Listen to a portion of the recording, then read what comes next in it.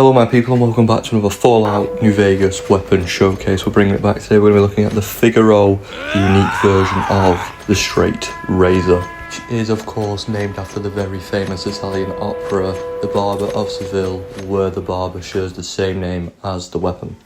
First of all, to get Figaro, first what you need to do is you need to kill Sergio, who is a member of the Kings, located over in Freeside. So of course we're going to need to head over to the School of Impersonation. First of all, you want to head to the strip gate, turn 180 degrees behind you, and go straight. This is the quickest way to the School of Impersonation.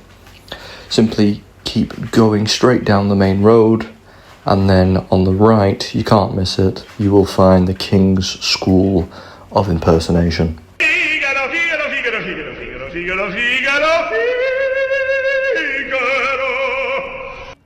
Now once inside the School of Impersonation, you need to find a NPC by the name of Sergio. Please note that Sergio is a barber, and if you kill Sergio, you no longer have access to his services, obviously. However, note that killing Sergio does not lose your reputation with the Kings or with Freeside in any way, and nor does it lower your karma for some reason. I don't know why that is, but result.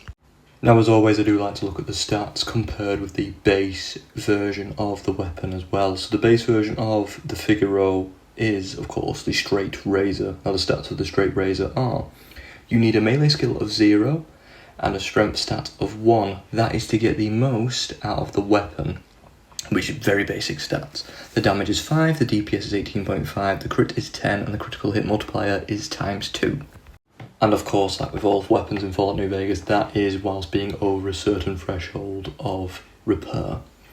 Now, onto Figaro's stats here, you need an unarmed skill of 0, a strength stat of 1, just like the original. However, the damage is now 8, the DPS is 33.2, the crit is 16, and the critical hit multiplier is ×4. Now, one benefit of Figaro that I have found is it swings very, very quickly. On top of that, this is a very good weapon to have for survival game modes if you do want to play in survival, of course, because it's very cheap to maintain. It weighs 1 as well, so it doesn't cost much to carry, it doesn't use ammunition, it's cheap to repair. When you pick up this weapon, it is absolutely in tatters. It needs repair. And you fix it up from the state it's in, which is very poor, at Ralph's for a whopping 184 caps. Very cheap for Fallout New Vegas standards.